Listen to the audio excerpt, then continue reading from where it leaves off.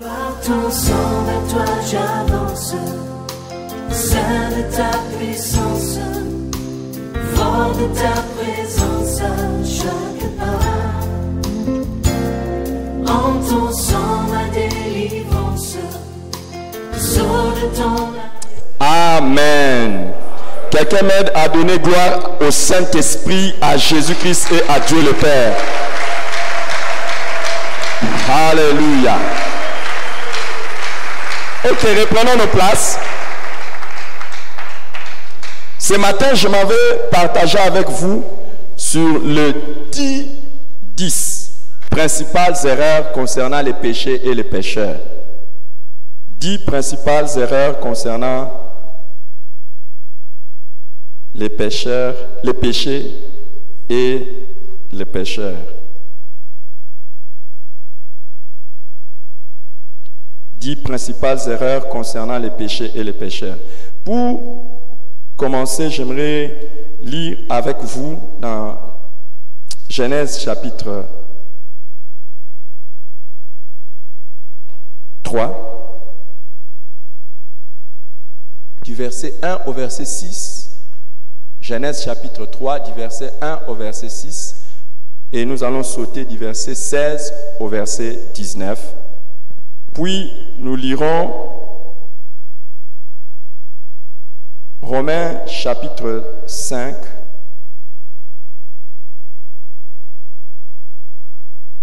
Nous allons lire Romains chapitre 5, verset 12.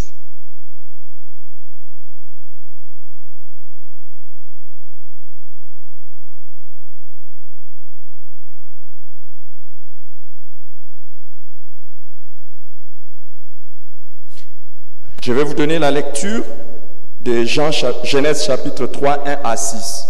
Les serpents étaient les plus rusés de tous les animaux de champ que l'Éternel avait fait.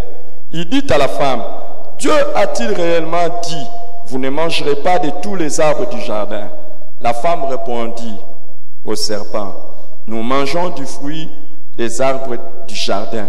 Mais quant au fruit de l'arbre qui est au milieu du jardin, Dieu a dit, vous n'en mangerez point et vous n'y toucherez point, de peur que vous ne mouriez.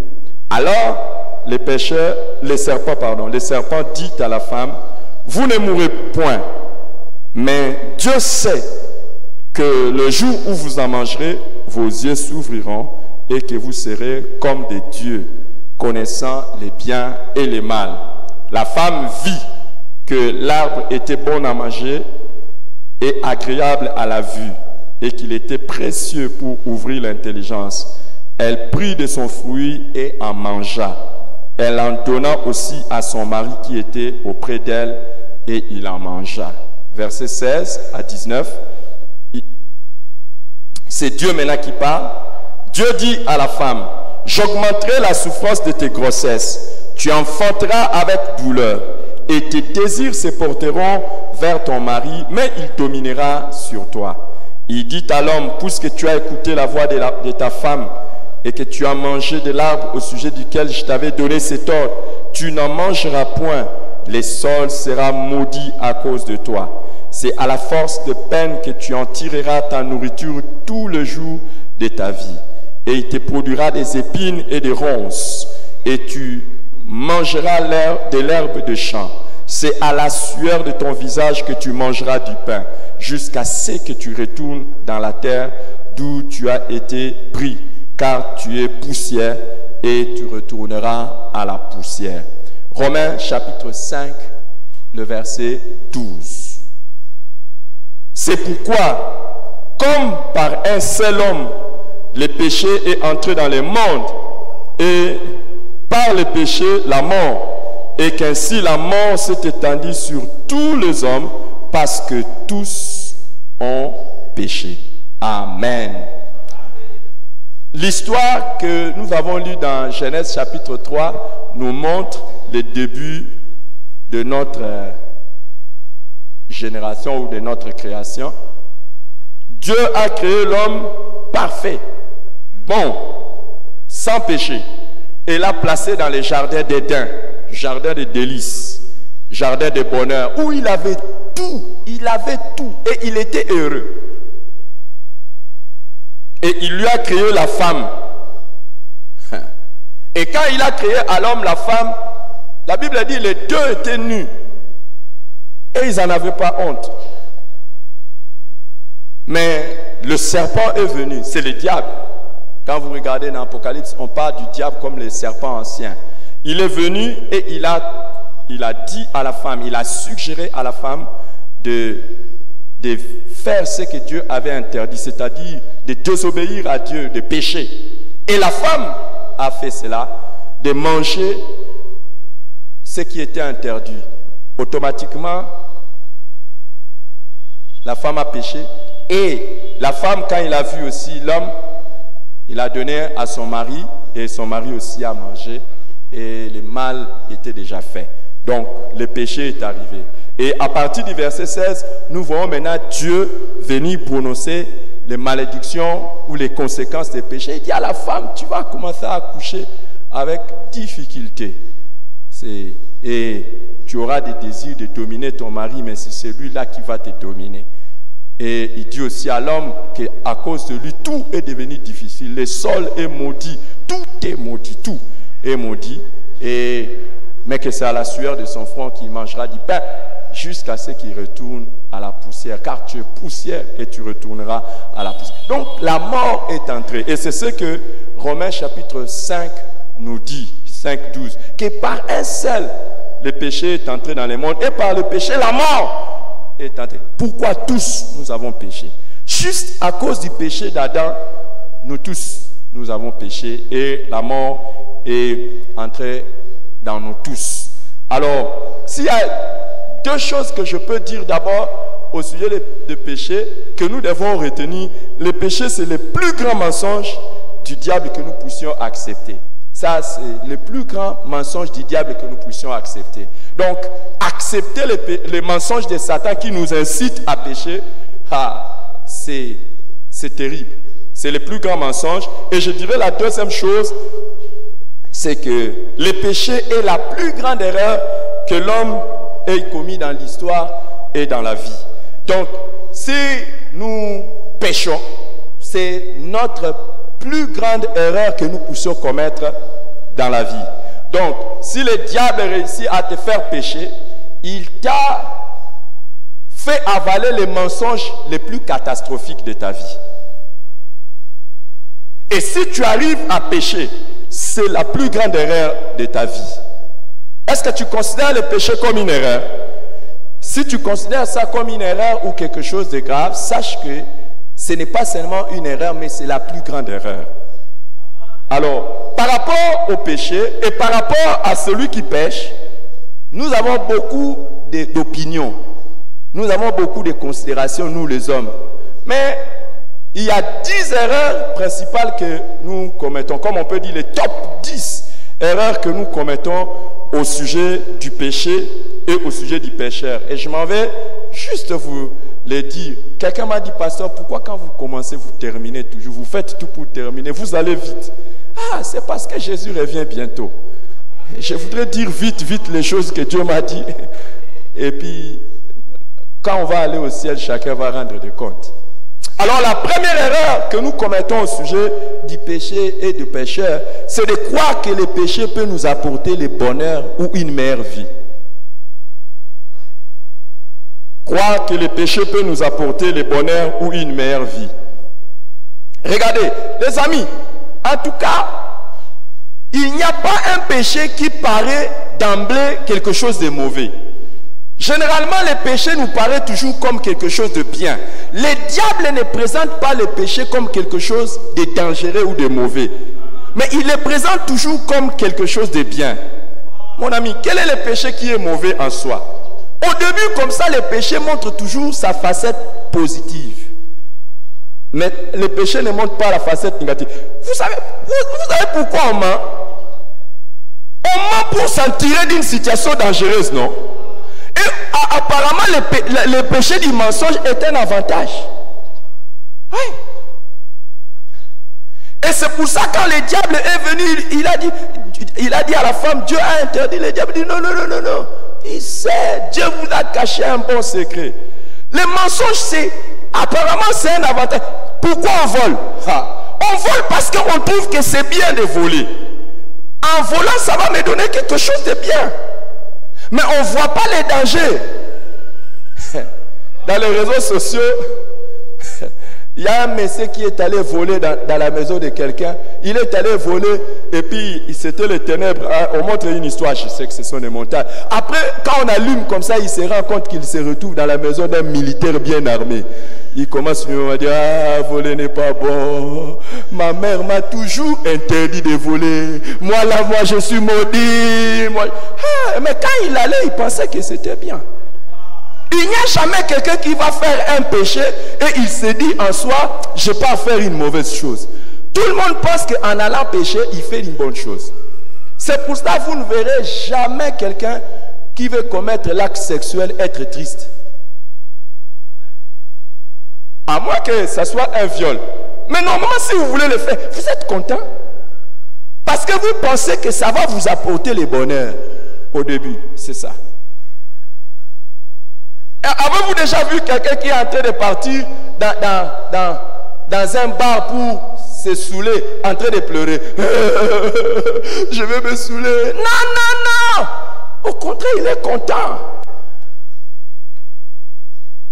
Promenez-vous, vous ne verrez jamais une prostituée en train de partir en disant aujourd'hui encore, je vais donner mon corps. Non, il est content. Et c'est ça l'erreur que nous commettons. Les amis, chaque fois que nous voulons pécher, il y a toujours la facette positive ou un avantage que nous semblons avoir. Mais pourtant, en réalité, ça nous amène toujours du mal. Chaque fois que tu pêches, c'est comme un cadeau empoisonné. Tu manges et c'est fini. C'est entré. Le travail commence. Quand l'homme et la femme ont péché, c'est fini. Le mal a commencé. Le danger a commencé. Le jour où on découvre ton mensonge, c'est fini. Ta réputation est finie. Qui te croira encore? Qui te croira encore? Le jour où on t'attrape dans le vol, nous les Kinois, nous sommes terribles, nous les gens de Kinshasa, nous sommes terribles. On dit toujours qu'au voleur, on a donné 99 jours et à Dieu, on a donné un jour. Hey, comme pour dire, tu peux voler 99 jours, viendra un jour où on va t'attraper. Mais les jours où tu voles, tu trouves ça normal? C'est pas ça. On croit toujours qu'il y a un côté positif. Ça, c'est une erreur grave. Et regardez, beaucoup de gens sont séduits et ils entrent dans des pratiques occultes, des sciences mystiques comme de l'occultisme. Je peux même les citer. Ils entrent dans des histoires comme de Rose-Croix, des francs-maçons, des cancars, toutes ces choses. Ils entrent. Pourquoi? On leur promet monde et merveille. Et c'est vrai. Hein? Oh. Si vous voulez avoir certains avantages et certaines puissances, il faut entrer dans ces choses. Et quand vous regardez ces gens, vous pouvez même les envier. Vous pouvez les envier. Parce qu'ils ont des choses que certains n'ont pas. Mais Asaph dit, regardez la fin du méchant. Regardez leur fin. J'ai habité dans la même maison que quelqu'un qui était dans une science occulte. La femme était obligée de faire fuir les filles. Parce que papa, à cause de tout ce qu'il fait dans les sciences occultes, était obligé de coucher avec ses filles. Ah! Regarde. Et à cause de ça, il y a des gens. Vous savez, regardez seulement ceux qui font ces sciences. Ils ont beaucoup d'argent. S'ils ne sacrifient pas leurs enfants de leur vivant, même après, personne ne jouit de ça. Tout ce qu'ils accumulent comme bien, personne n'en jouit. Ne pense pas que tout ce que tu gagnes par les péchés peut t'apporter le bonheur. C'est la mort. Il n'y a rien de bon. Les péchés ne peuvent pas t'amener le bonheur ni les avantages dans la vie. C'est la première erreur. Deuxième erreur que nous commettons, c'est de croire que le salut du pécheur ne préoccupe pas Dieu.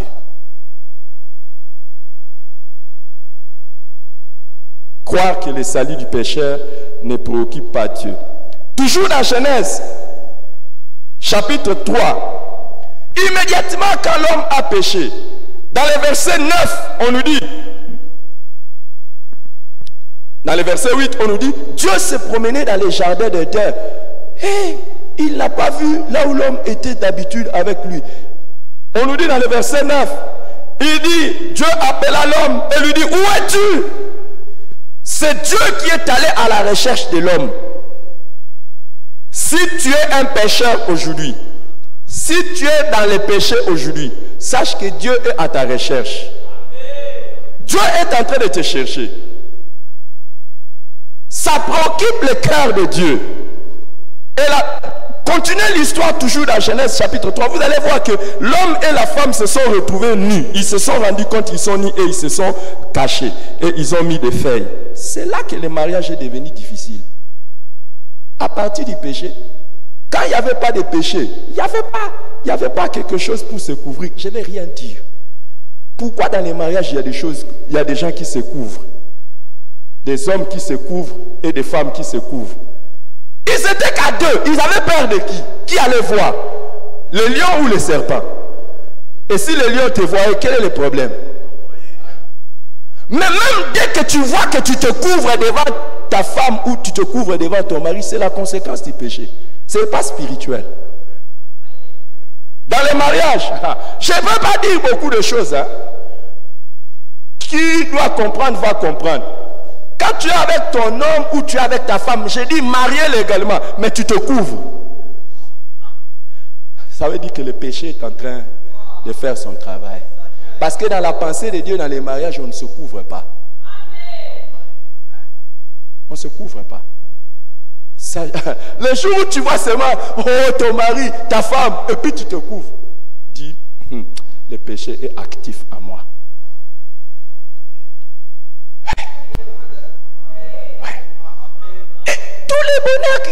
Parce que quand il ne se couvrait pas, c'était laissé passer. Dans un centre comme dans un autre. Ouais. Mais ils se sont couverts avec quoi? Ils se sont couverts avec des feuilles. Et vraisemblablement des feuilles de figuier. Mais qu'est-ce que Dieu a fait? Dieu a tué un animal. Il en a enlevé la peau. C'est pour la première fois que Dieu a versé le sang pour aider l'homme qui était pécheur, afin qu'il soit couvert. C'est la première fois qu'on parle d'un animal qui meurt. Et il meurt pourquoi? À cause du péché.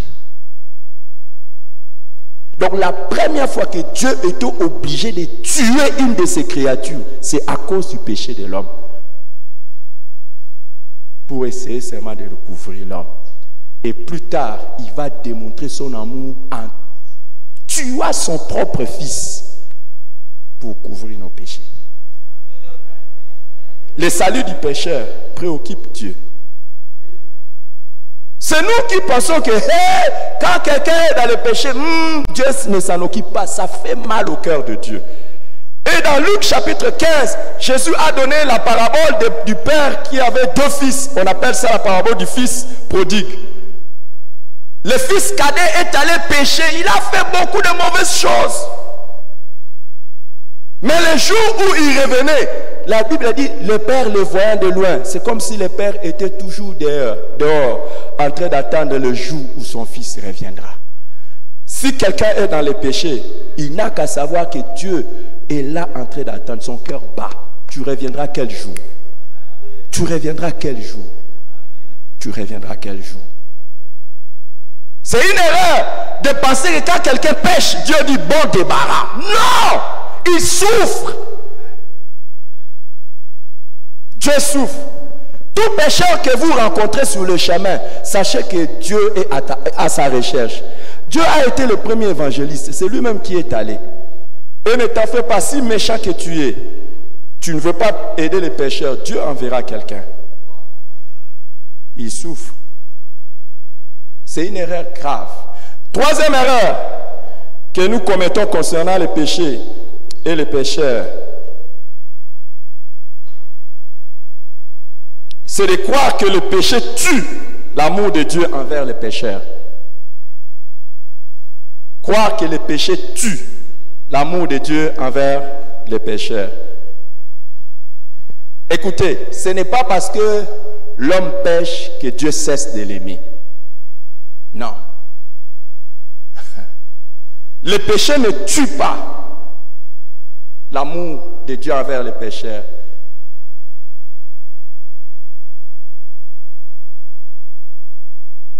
Nous avons un dicton que nous avons l'habitude de dire: Dieu hait les péchés, mais il aime les pécheurs.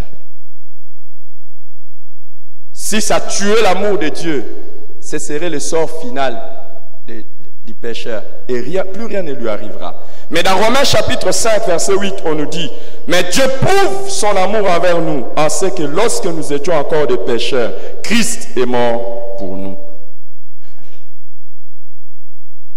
Romains chapitre 5, verset 8. C'est quand nous étions encore pécheurs qu'il a envoyé son Fils. Qu'il nous a aimés et qu'il a envoyé son Fils. Notre amour n'a pas arrêté Dieu à faire le sacrifice suprême, à consentir un sacrifice suprême pour le salut du monde. C'est pour ça Jean chapitre 3 verset 16 dit: car Dieu a tant aimé le monde qu'il a donné son Fils unique. Il a aimé le monde. Il n'est pas dit car Dieu a tant aimé les saints. Ce n'est pas les saints que Dieu a aimé. Il a aimé le monde. Et le monde là, c'est tout le monde. Les pécheurs compris. C'est une erreur de croire ça, que le péché tue l'amour de Dieu. S'il y a une bonne phrase que vous pouvez noter dans votre vie: le péché ne tue pas l'amour de Dieu, mais le péché fait souffrir l'amour de Dieu. Le péché ne tue pas l'amour de Dieu, mais le fait souffrir. Dieu souffre quand nous péchons. Il souffre énormément. C'est pour ça qu'il a dit: vas-y, va le sauver. Il a envoyé son Fils unique. Quatrième erreur que nous commettons souvent, c'est de croire que Dieu use plus de colère que de miséricorde envers les pécheurs. Croire que Dieu use plus de colère que de miséricorde envers les pécheurs. Pour nous, dès que quelqu'un a péché, on sait que Dieu est en colère contre lui, mais pas la miséricorde. C'est pour cela, nous-mêmes, avec des péchés que nous traînons dans nos vies, mais quand nous regardons un pécheur, nous disons déjà qu'il est condamné.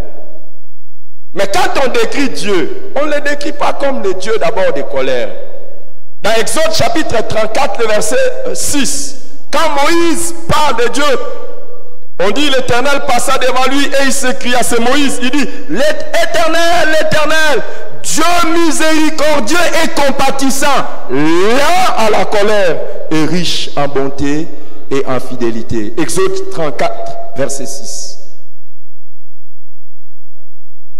S'il y a quelque chose qui décrit d'abord Dieu, c'est sa miséricorde, c'est sa compassion. Sa colère, elle vient mais lentement. C'est ça le Dieu de la Bible. Est-ce que Dieu est riche en colère? Non, non, non, il est plutôt riche en bonté. Il n'est pas riche en colère. Ne décrivez pas le Dieu de la Bible comme étant le Dieu colérique. Décrivez-le comme le Dieu miséricordieux, mais qui est obligé de se mettre lentement en colère à cause du péché, quand les pécheurs subsistent dans le mal. Dans Nombre chapitre 14, verset 18, il nous a dit que l'Éternel, Nombre 14, 18, l'Éternel est lent à la colère et riche en bonté. Il pardonne l'iniquité et la rébellion. Mais il ne tient point le coupable pour l'innocent. Il punit l'iniquité des pères sur les enfants jusqu'à la 3e et la 4e génération. C'est à cause de sa grande compassion et de sa lenteur à la colère que Dieu pardonne l'iniquité, le péché et la rébellion. Il pardonne. Mais il est... Oh, c'est pas parce qu'il est bon, il est compatissant qu'il tient le coupable pour innocent. Non, non, non, non, non, non, non. Quand quelqu'un est coupable, il est coupable. Mais sa colère est lente. Néhémie chapitre 9, verset 18. On parle des enfants d'Israël. Regardez ce qui est dit d'eux. Néhémie chapitre 9, 17. Ils refusèrent d'obéir et ils mirent en oubli les merveilles que tu avais fait en leur faveur. Ils raidirent leurs coups et dans leur rébellion, ils se donnèrent un chef pour retourner à leur servitude. Mais toi, tu es un Dieu prêt à pardonner, compatissant et miséricordieux, lent à la colère et riche en bonté. Tu ne les abandonnas pas. Malgré que les enfants d'Israël ont fait le mal, ils ont réduit le coup. Donc tu leur parles, tu leur parles. Si tu es là, j'aimerais te dire que même si on t'a parlé, tu n'écoutais pas. Mais sache que Dieu est prêt à pardonner. Et la Bible a dit, tu étais prêt à les pardonner et tu ne les abandonnas pas. Dieu n'abandonne pas les pécheurs à son triste sort. Il est prêt à pardonner. Dans Joël chapitre 2, le verset 13, Joël 2, verset 13, il est dit, déchirez vos cœurs et non vos vêtements. Revenez à l'Éternel votre Dieu, car il est compatissant et miséricordieux, lent à la colère et riche en bonté. Et il se répand des mots qu'il envoie, des malédictions qu'il envoie. Déchirez vos cœurs, repentez-vous. Quand quelqu'un est dans le péché, ce que Dieu attend, c'est qu'il se répande et qu'il revienne. Dieu, quand quelqu'un est dans le péché, ce n'est pas ce qu'il attend, c'est de manifester sa colère. Non! Il attend que tu te répandes. Pourquoi? Si tu te répands, Dieu est prêt aussi à te repentir des mots qu'il a envoyés. C'est-à-dire, toutes les conséquences et les dangers que tu devais subir, Dieu est prêt à les enlever. C'est ça le Dieu de la Bible. Cinquième erreur, c'est de croire que l'on peut prier Dieu et obtenir de bonnes choses tout en vivant dans le péché.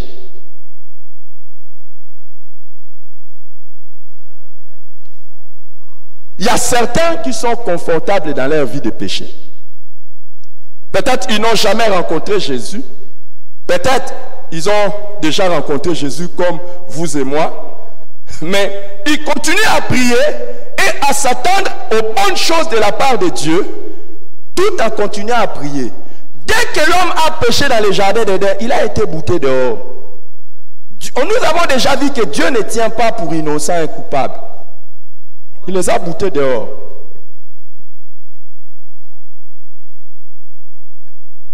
Dans Jean chapitre 9, verset 31, un homme qui venait juste à peine d'être guéri par Jésus a dit, Jean 9, 31, nous savons que Dieu n'exauce pas les pécheurs, mais si quelqu'un l'honore et fait sa volonté, c'est celui-là qui l'exauce. Ne pense pas que si tu continues à vivre dans les péchés, Dieu va continuer à écouter tes prières et exaucer tes prières. Jamais. Dans Ésaïe chapitre 59, 1 à 2, Ésaïe 59, 1 à 2, nous lisons, non, la main de l'Éternel n'est pas trop courte pour sauver, ni son oreille trop dure pour entendre. Mais ce sont vos crimes qui mettent une séparation entre vous et votre Dieu. Ce sont vos péchés qui vous cassent sa face et l'empêchent de vous écouter. Dieu est prêt à nous écouter. Dieu est prêt à étendre sa main sur nous. Dieu est prêt à nous révéler sa face. Ésaïe 59, 1 à 2. Mais nos péchés l'empêchent de nous écouter. Les péchés écoutent la main de Dieu. La seule prière du pécheur qui est agréable à Dieu, c'est celle de la repentance ou de la confession. Quand tu es dans les péchés, si tu veux faire une prière qui lui sera agréable, c'est celle de la repentance ou de la confession. Et si tu ne tues pas le péché tuera non seulement la prière, mais le péché tuera aussi l'œuvre de Dieu dans ta vie. Celui qui ne tue pas le péché dans sa vie, le péché tuera l'œuvre de Dieu dans sa vie. Sixième erreur, c'est de croire que l'on peut maîtriser un péché. Septième erreur, c'est de croire qu'il n'y a pas de grands et de petits péchés. Huitième erreur, c'est de croire qu'il y a certains pécheurs pires que même Dieu voudrait les voir périr. Neuvième erreur, croire que l'on peut obtenir le pardon du péché par les bonnes œuvres. Dixième erreur, croire que l'on peut trouver la solution au péché en dehors de Jésus. Je reviendrai sur ces autres erreurs. Mais j'ai déjà dit, pour que si Jésus revient, personne ne puisse dire que je n'avais pas dit. J'ai déjà dit, mais si Dieu le veut, je continuerai le dimanche prochain. Par la grâce de Dieu. Alléluia. Nous allons incliner nos têtes dans la prière.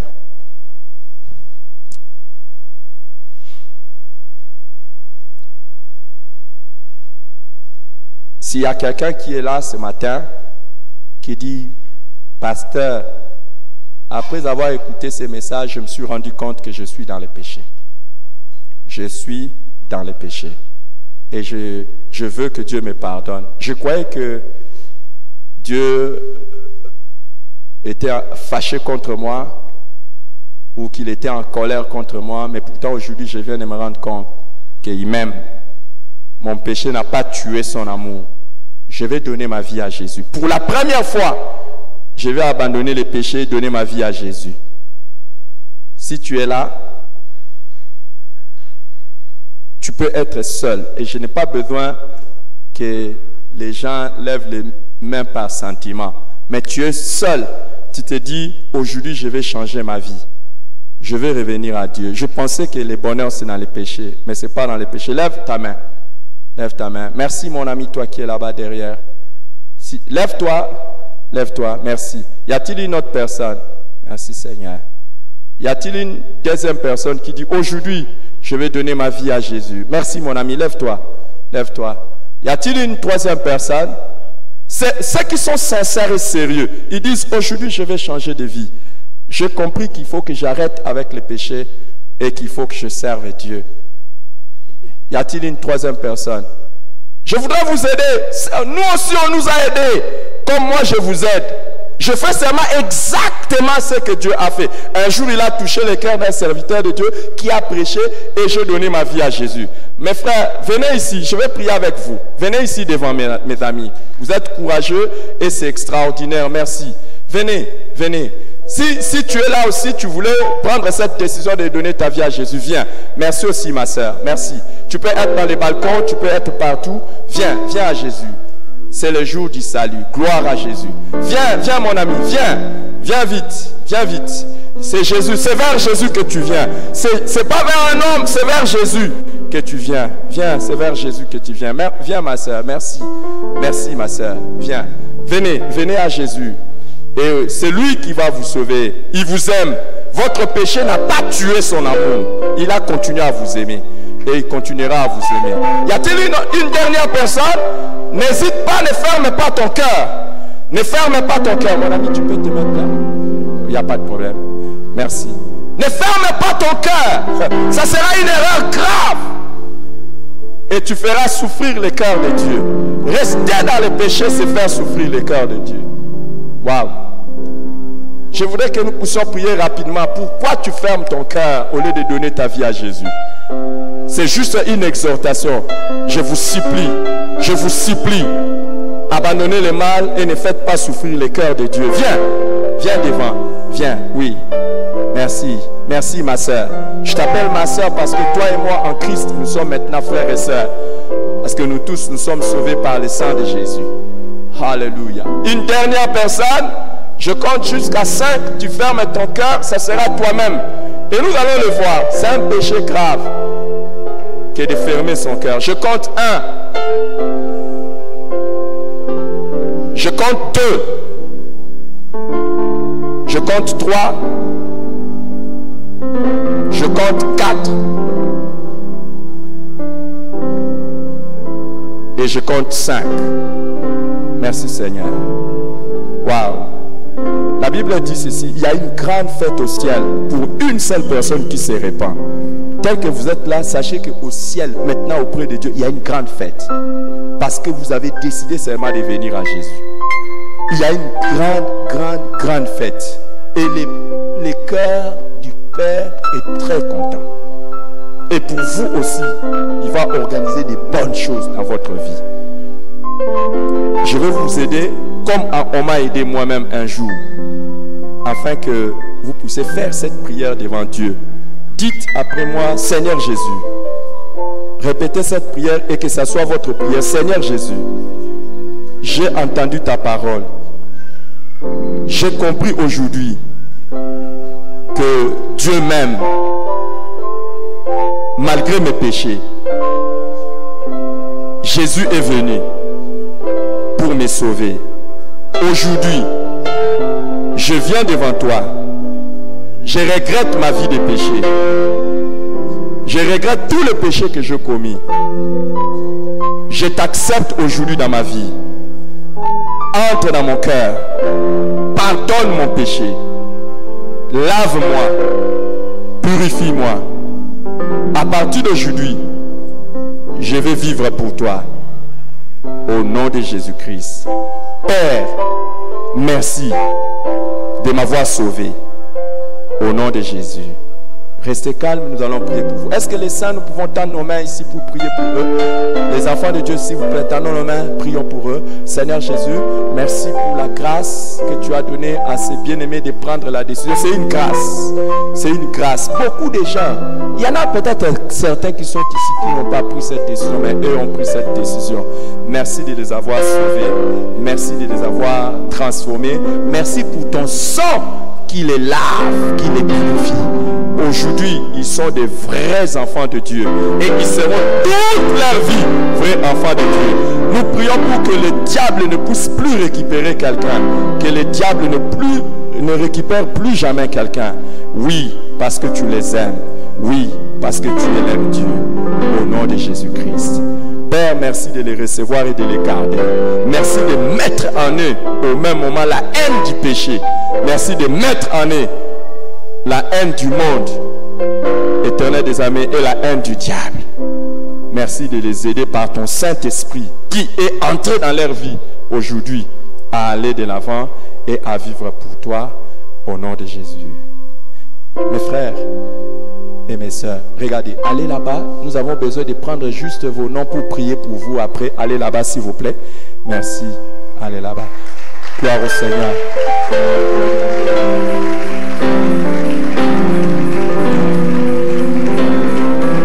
Gloire au Seigneur. Chacun de nous va prier maintenant. S'il y a un péché dans ta vie, c'est le moment de confesser ça. Lève tes mains, confesse ça. Sinon, ça va tuer l'œuvre de Dieu dans ta vie. Lève ta main. Et demande à Dieu la force de ne plus le commettre. Élève ta voix et prie. Élève ta voix et prie. Élève ta voix et prie. Merci Seigneur. Alléluia.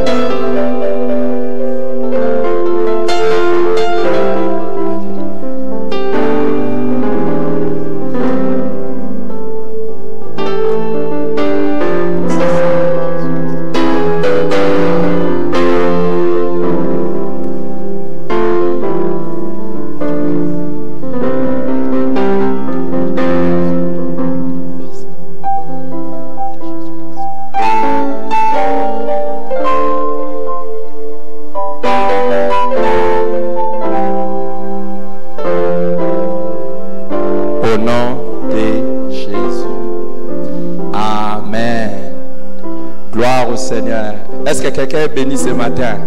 Si Dieu... Par ton sang, vers toi j'avance, Saint de ta puissance, fort de ta présence à chaque pas.